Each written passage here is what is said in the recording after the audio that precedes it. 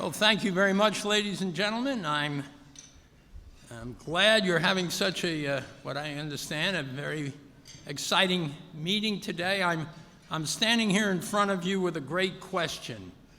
Where are the other half of the tables? But you got to try a new look once in a while. It seems to be going very well.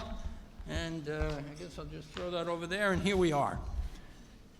This morning, you heard firsthand from our panelists and experts about the challenging legal environment that are facing business. We had a great conversation at the table. At one point, we talked about the great value to the defense lawyers with all of these challenges to American business. But when you really get down to it, there are so many complicating issues in the class action and the mass action efforts against American companies and companies doing business now around the world that what we're doing here is so important. We're grappling with multiple threats at home and abroad, fueled by an aggressive, innovative, and very talented trial bar. Today's plaintiff lawyers are going global. They watched us go trade. They're going global. They are attempting to import class actions to U.S. courts and export our flawed class action system to other countries. They're trying to twist and abuse the Foreign Corrupt Practices Act and the Alien Tort Statute. They are seeking to expand the use of third-party litigation financing, despite the legal and ethical challenges it may entail, and the likelihood that it will result in even more lawsuits, clog our courts, and delay justice for those that are truly wronged. At home, they are seeking to game our enforcement system to extort massive settlements through intimidation and harassment. When they can get the liability-expanding legislation they want from Congress, they turn to their allies in the administration to use executive authority in our Byzantine regulatory process to achieve their goals. The effort to eliminate pre-dispute arbitration clauses in contracts is a perfect example. The list goes on and on.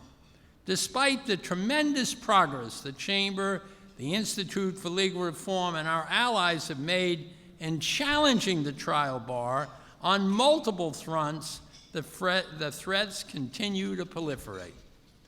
The tactics of plaintiff lawyers are nothing if not innovative, and we should learn from them. It's like the old whack-a-mole carnival game. As soon as you whack one down, the other one pops up. We should learn from them. Today, I'd like to briefly talk about one emerging threat that encompasses many of the tactics currently used by the trial bar, data privacy. As you've heard this morning, the trial bar is targeting data privacy as the next big thing in their litigation sweepstakes. And with good reason. The risks and the potential liabilities are staggering. Data privacy is the perfect trifecta for the plaintiff's bar. Major consumer exposure, complex and increasingly antiquated state and federal data privacy laws, and even larger and more frequent cyber attacks, as you saw on Lisa's map this morning. And to the trial bar, it's a global problem, and thus a global opportunity. Attacks against U.S. companies can come from anywhere in the world and impact both global and domestic consumers. These breaches impact business of all sizes and every sector, from the corner hardware store running credit card transactions on Main Street to the largest Fortune 500 companies operating worldwide. The liability playing field spans the entire globe. Plaintiffs' lawyers can stay up to speed on the latest cyber attacks thanks to new laws in almost every state that require companies to report breaches to customers, governments, and authorities of all type. Plaintiffs' attorneys frequently troll the news reports and public records, sometimes filing class actions within 24 hours of data breach. We had a lot of experiences that with other type of class actions, and half the time one of the pages would have the name of another company on it. They were getting them out so fast. And thanks to mass hacks impacting millions of customers' data, there's no shortage of victims. So what are the Chamber and ILR? What are we going to do about this? First of all, I think, as a little parenthetic statement, I think we ought to find out why is it that only the business community can be sued when data is sucked up and taken away, and the federal government, who have had the biggest losses of the most dangerous and secure data, walk away scot-free. Can't we sue them?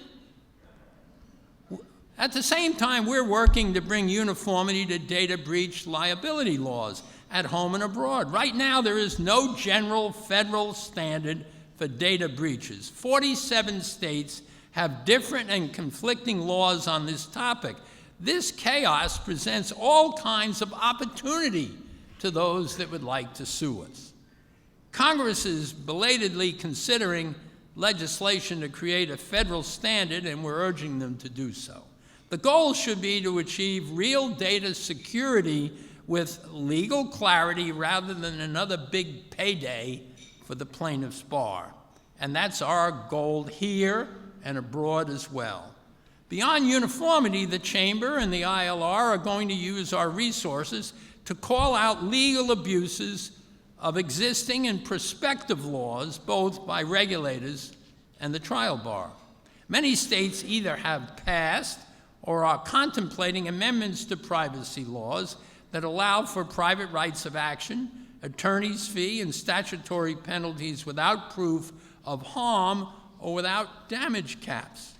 The trial bar will use its old tricks of creating lawsuits and fishing for clients in new and rapidly evolving areas of data privacy, seeking to expand liability and damages. We're watching all this very closely, and we're ready to blow the whistle as soon as the plaintiffs' lawyers step far enough out of bounds that we can motivate the leaders of government to act. We're also strongly supporting the Cybersecurity Information Sharing Act that's currently moving its way through Congress, and the evolution from where we had to fight the legislation because of its total lack of practicality to where we are now, that not perfect, but that it would support many of the common sense reforms we need, is one example of how things have gotten better in this area. This bill will enable companies to share specific information about cyber breaches and threats with DHS and the FBI and the intelligence community and with each other without threats of lawsuits. By the way, it's still very cumbersome the way they want to do it.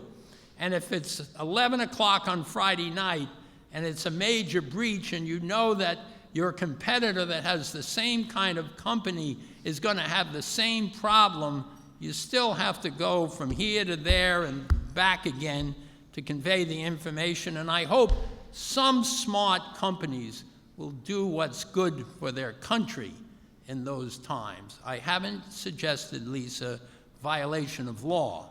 I've suggested common sense. We're optimistic that this bill will get to the president's desk and he will sign it. Why it all matters. Let's talk about that, and I'll stop talking and you'll hear from somebody really interesting.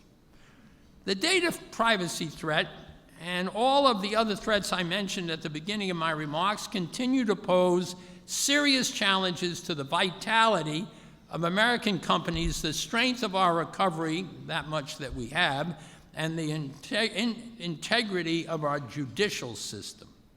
Our latest Harris poll, which ranks states' legal climates, underscores the critical role lawsuits play in the economy. 75% of the general counsels and attorneys surveyed reported that a state's lawsuits climate, the climate for lawsuits in a state, is a significant factor in where they choose to invest, expand, and locate. And that's up 18% from 8 years ago, and that represents an all-time high. The principle applies to nations around the world as well. If we don't reform our flawed legal system in this country, we're going to lose jobs, business, and economic growth. That's why the work of the Institute for Legal Reform is more important than ever. No other legal reform organization has a more capable staff, greater financial support, the ability to operate all over the world, or a better record of accomplishment than the Institute for Legal Reform. They're getting results every day. ILR is exactly the kind of tool the business community needs to protect its rights and its interests, and to deal with emerging global trends and win reforms that will create faster, fairer, and simpler legal systems. And that's why your continued support and engagement is so important, and I hope we can count on it, and I hope you've been so impressed with this meeting, you'll go up home and find some of your friends that would like to support our work. Now, I want to introduce our guest speaker.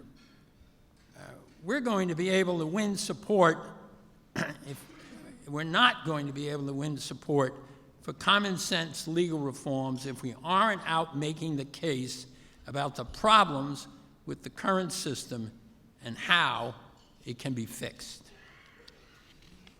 Today, we're pleased to have as our keynote speaker one of the media's most vocal advocates for legal reform, John Stossel. John is a highly respected journalist, a New York Times best-selling author, and the winner of, count 'em, 19 Emmys. Currently, he's the host of Stossel on Fox. He is best known for being the former co-anchor of 2020. He began his career as a consumer reporter who was an unabashed advocate for more regulation.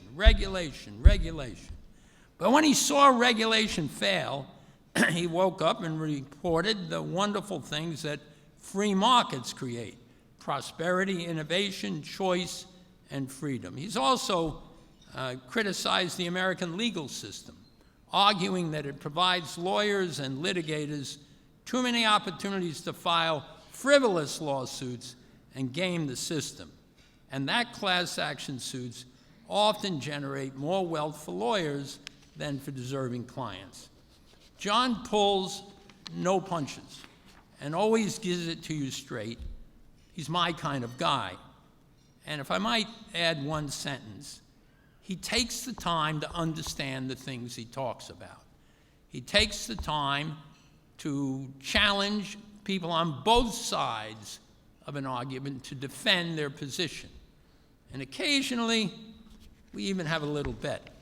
We'll see what happens with this one. John, won't you come up and give us the best you got today?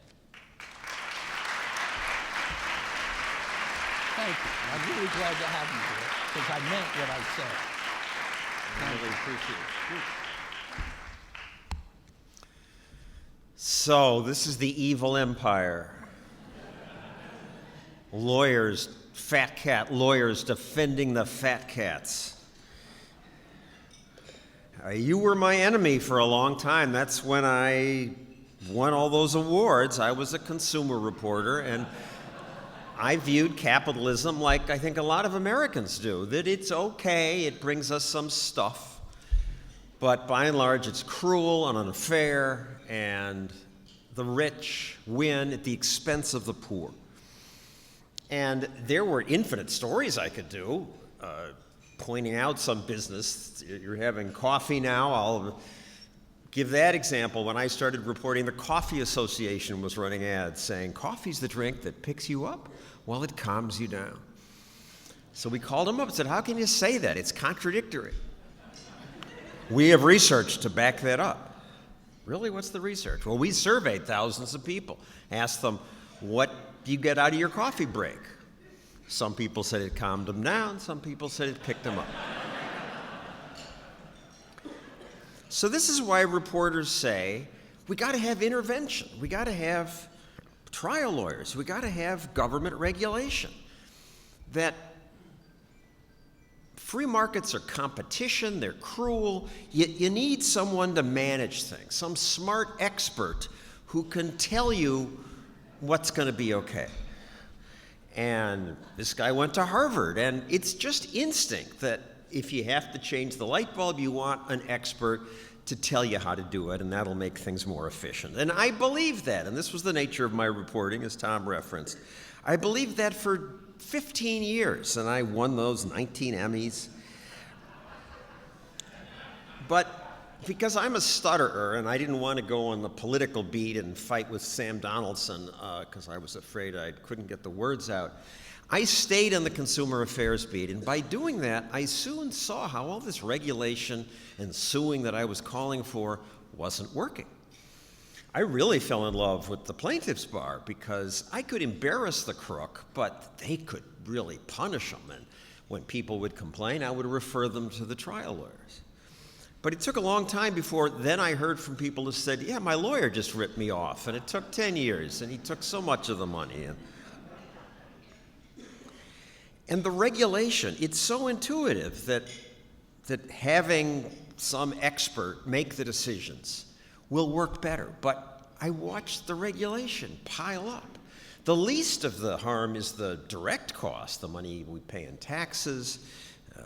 It's the indirect cost, all the time and energy and creativity that's lost filling out the forms, going to law school, hiring you guys. This doesn't make the country wealthier. Now, I once thought that the personal injury lawyers would really punish the people. Then I saw the asbestos scam, and I hear Lisa has made great progress, but how many years that took? The scams were so obvious that it took the scientists years to prove that asbestos was hurting people. And even then, you could see the pictures of the shipyard workers who looked like they were working in a snowstorm.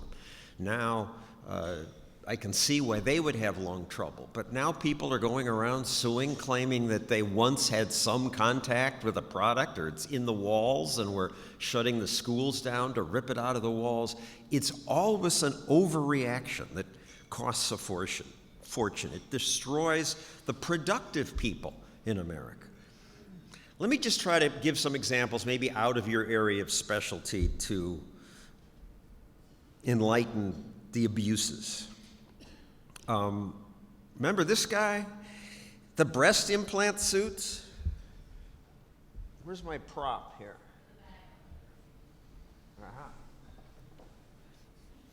I happen to bring a breast implant just in case. He won $2 billion, King John in Texas, suing the companies that made the breast implants. He fed the idiot media, which ran stories about breast implants causing cancer and autoimmune disease. Some women got so scared they took, one woman at least, took a razor blade to her own breast. Anybody want one of these here to play with?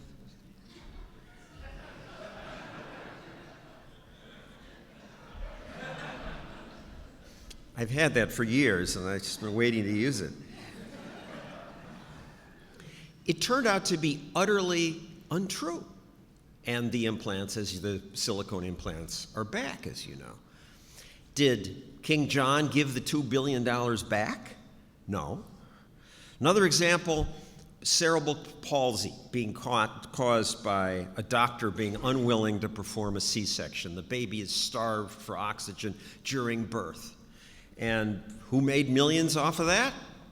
John Edwards helped start it. And he sometimes, before the jury, would say, he channeled the babies. I can hear the baby down. I'm trying to be born. Doctors, I'm suffocating. Please help me be born. But the doctor wouldn't do the C-section. And the jury awards the millions of dollars. I mean, it was a theory, had it been true, maybe some of these lawsuits were good things. But C-section rates, which were 6% of all births when Edwards started suing, are 32% today. Now, some happen because older women are having babies, the techniques have improved, but a lot of it is fear of lawsuits. If that reduced the rate of cerebral palsy, you could say this was worth it, but it didn't. The rate of cerebral palsy is even up slightly. So they were wrong, but they are still filing these suits. I confronted one of these guys who's doing it now, Jeffrey Feiger. He said, you know, those doctors are lazy. It's faster or more convenient to do a C-section. They make a fortune on them. And he makes a fortune on them. Then my awakening went further when I got sued. I got sued by a Philadelphia, you could call him a dentist, but he ran a mill and he partnered with personal injury lawyers who would send him clients who he would then overtreat with fancy machines that he claimed could cure headaches and TMJ syndromes in people's jaw, and he made a fortune. This is the house that he featured in the Philadelphia magazine. He sued me because I called him a crook, and I won the suit. But winning cost ABC $1 million. So that woke me up. How is this winning? In America, when you win, you lose. And then finally, I sued someone. I did this because I was doing a story on professional wrestling, and I was a high school wrestler. I wanted to show how pro wrestling was fake, so I found a professional wrestler who showed me how they do some of their tricks, and then I went to confront one of the real wrestlers about how it's faked, and this happened. I'll ask you the standard question. You know? Standard question. I think this is fake. You think it's fake? What's that? Is that fake? Huh? What the hell's wrong with you? That's open hand slap, huh? You think it's fake? It's fake? Huh? What do you mean? Fake. What the hell is the matter? All right, see, he was, we can get rid of that picture here. He was 6'8", 280 pounds, and that hurt when he hit me on the ear. And his tag team partner later said they do that to try to hurt someone permanently, because you can break someone's arm, they can fix it, but hit someone in the ear, you can cause permanent pain. And I had pain on loud noises. Somebody later said Vince McMahon told this wrestler to do that, so I sued the World Wrestling Federation. I thought they should be taught they can't go having reporters beaten up. And as part of the suit, discovery, they sent me to their doctor, and their doctor said, I think this is a jurosomatic illness. What? I said, jurosomatic, like psychosomatic, except you're holding on to your pain because you're involved in a lawsuit. And I was ticked off, and I screamed, you haven't even examined me yet, and you're making this accusation? You shill for your defense lawyers. And he backed down. But sure enough, shortly after I got paid, the pain gradually went away. Now, I don't know how much pain is jurosomatic, but a lot of it is. It's one of those unmeasurable harms of lawsuits. People hold on to their pain while they're fighting in court, psychic pain or physical pain. Add that to the fake claims. The Chamber of Commerce says a quarter of workers' comp claims are bogus. And the lawsuits make every problem worse. The government programs make every problem worse. One final example, the crazy labels. I mean, you've heard the stories of all these. We do a wacky warning label contest on my show. But I think these are the minor, silly ones. The real harm is that you don't read the labels you should. You ought to read the drug label to see if there's a contraindication. But who can read pharmaceutical labels anymore? You ever read the label on a birth control pill? I happen to have one here.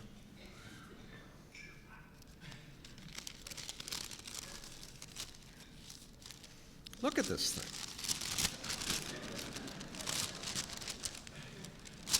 It's both sides of the page. Nobody reads this. And if you did, you wouldn't want the pill anymore. The lawsuits are all meant to make us safer. They make us less safe. They make everything cost more. Some of it's necessary, some of it's useful, but most of it does far more harm than good. For every person they help, they hurt 1,000 of us. So what's the hope for reform? Well, you're trying, and some of these things are good. I mean, some states have passed damage caps on suits against doctors, but there's a problem with that. If some hospital or doctor behaves truly egregiously, a cap doesn't seem very just. You can forbid suits against certain groups, like vaccine makers got exempted by Congress, small plane makers. But why is it fair to have one special rule for some industries that some politician decides are more valuable? You're now fighting the third-party lending cases, but I wonder how you're really going to win that, because money is fungible, and if something is legal in a free society, other people ought to be able to fund it. Though clearly I see the damage this is going to cause if we get more lawsuits, and we are. But all those have philosophical arguments against them. To me, the cleanest reform would be loser pays. And we should stop calling it the English rule, because that makes it sound like it's some weird British thing. It's the rest of the world rule.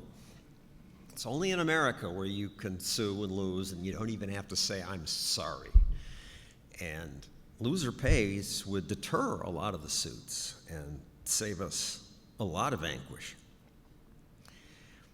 That combination of litigation and regulation is, as Tom said, killing the opportunity that made this country possible. And I would say more of it is just the regulation, because it just always grows. They never get rid of the old one, and they add a new one to it. I tried to open a lemonade stand, this one, outside Bill O'Reilly's office. And in 60 days that I had to do this story, I couldn't get it done legally. There were endless forms you had to fill out. You had to take a food safety course, pass a health department test, have a government-approved fire extinguisher. That last one, and half this stuff grows out of litigation. Somebody somewhere had a fire, and the fire extinguisher didn't work, somebody sued, and then they pass a regulation. Every food service operation must have this kind of fire extinguisher. And it goes on and on. But as a reporter staying on the beat, I saw this wasn't even working on the obvious crooks. The people selling the penis enlargers and the diet pills and the congratulations, you won a contest scams. They kept getting away with it. And they're still getting away with it. I mean, sometimes an attorney general would go after them, and they would sign a consent order and say, we don't admit doing anything wrong, but we won't do it anymore. That would take 5 years, and they would just move to another state, do it again. It didn't stop them. And yet, I was searching around, and people say, what's the alternative? We have to have this.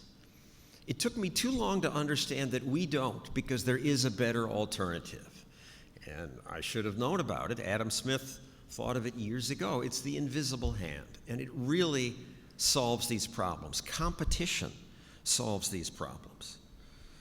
The invisible hand is hard to get your brain around because it's invisible. So I like Frederick Hayek's term, the spontaneous order.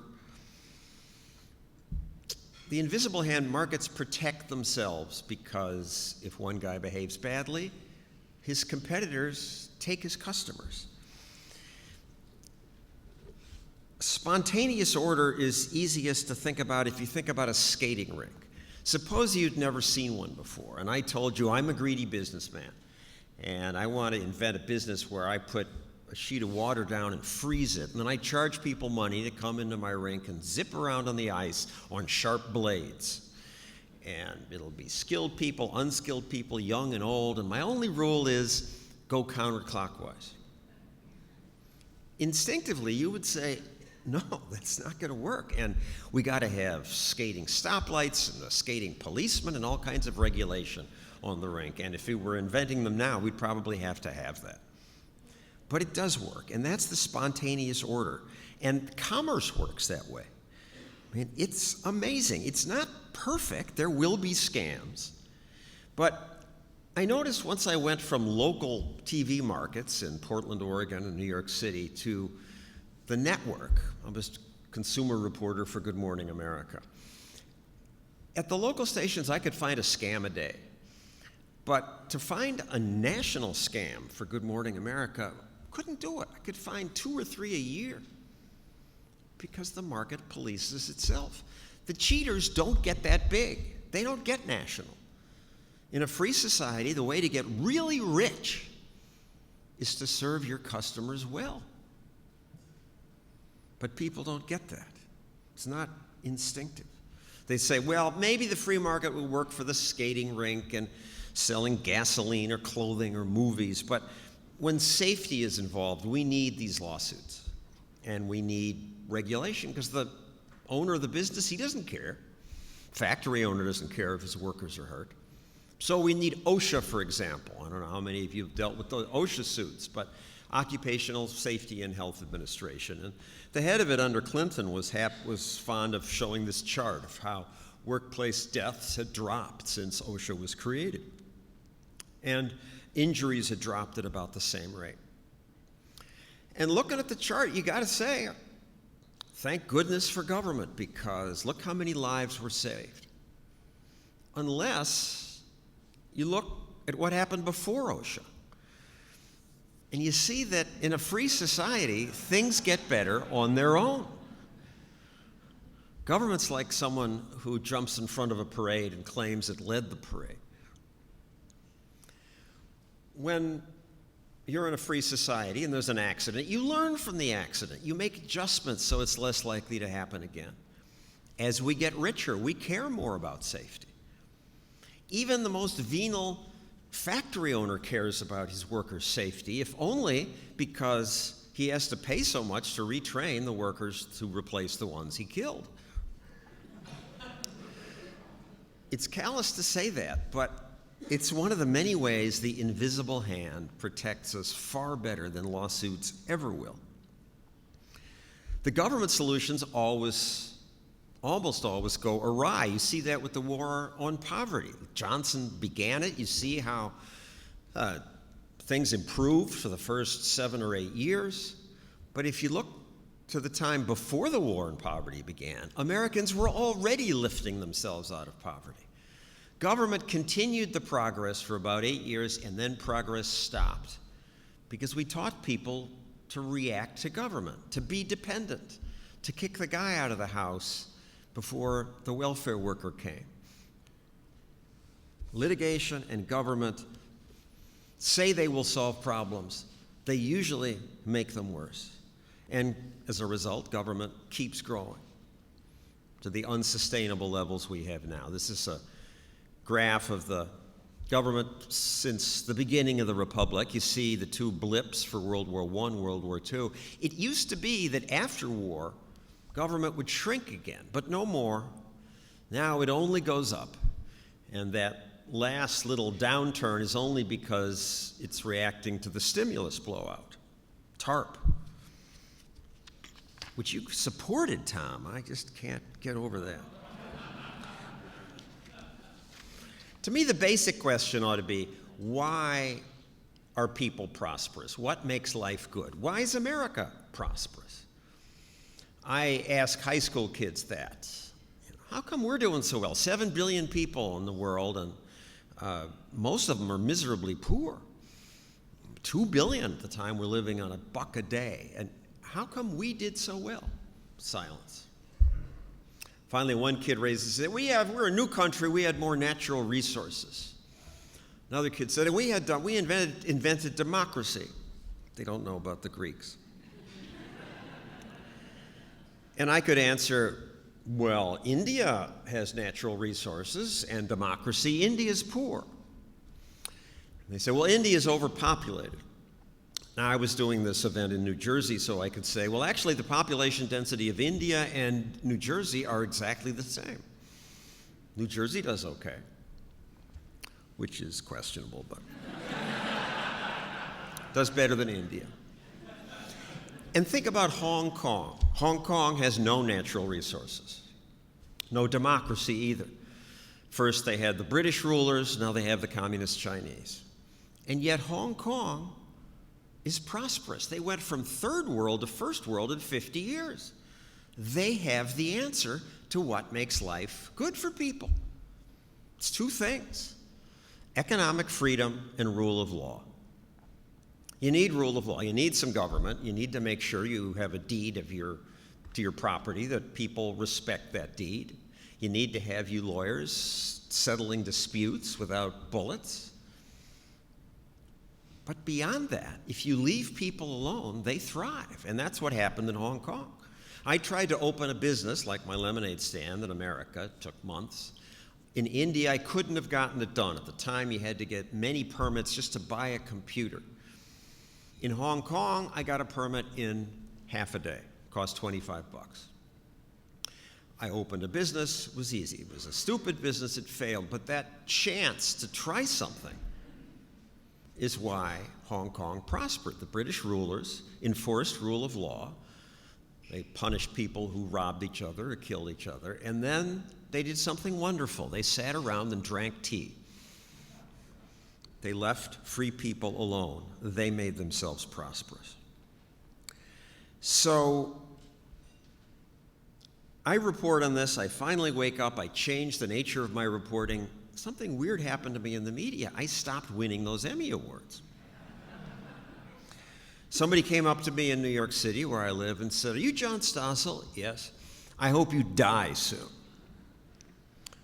So I'm trying to figure out why are they so angry at me. And at first I thought they considered me a conservative, and where I live, that's like being a child molester. It's the worst thing you can do.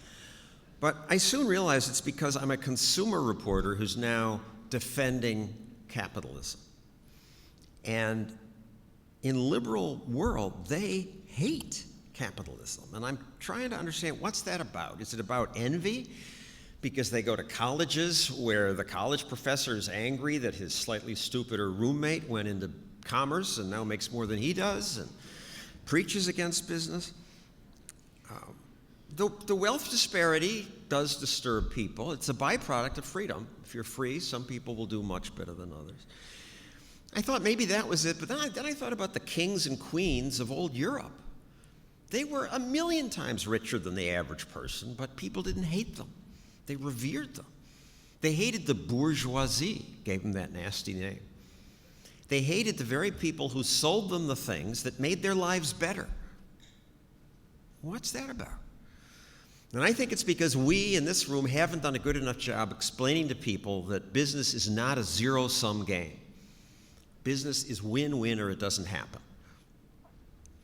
Now, I understand why you lawyers may think life is a zero-sum game, because in your world, if you're litigating, there is a winner and a loser, or politicians think that way. But business is voluntary. There's only two ways to do things in life, right? Forced or voluntary. We need some force. Government is force. But because business is voluntary, no transaction happens unless there's fraud, unless both parties agree to it. If you buy a cup of coffee and you give her the buck, she gives you the coffee, and there's this weird thank you moment. Thank you, thank you. A double thank you. Why do you both say it? Because you wanted the coffee more than you wanted the buck. She wanted the buck more than she wanted the coffee. Business is win-win. It doesn't happen otherwise. That's why it's not like if Bill Gates takes 50 billion home, we have 50 billion less. It's not like there's this pie and he took a big piece. He had to bake lots of new pies to make us all richer. But that's not intuitive. People don't get that. They get central planning. That makes sense to people. Why it matters, as Tom said. It's important because This is where all good things come from, commerce. We take it for granted. We shouldn't. We take it for granted when we go to the supermarket. It's a miracle. We should thank capitalism every time we go. Nobody does, of course, but think about it. 35,000 products on average. It's open all the time. It's well lit. It's comfortable. They rarely poison us. In the Soviet Union, parents sent their kids into the fields to kill rats and mice. The market produces unbelievable surpluses. The Detroit Medical Center, when Obamacare was beginning, proudly said, we're going to be the first big medical center to use barcodes to track patient records. And the press all went like this. And maybe it's a good thing, I don't know. But in supermarkets, Coke and Pepsi did that 40 years ago. Now it's happening in medicine. What took so long?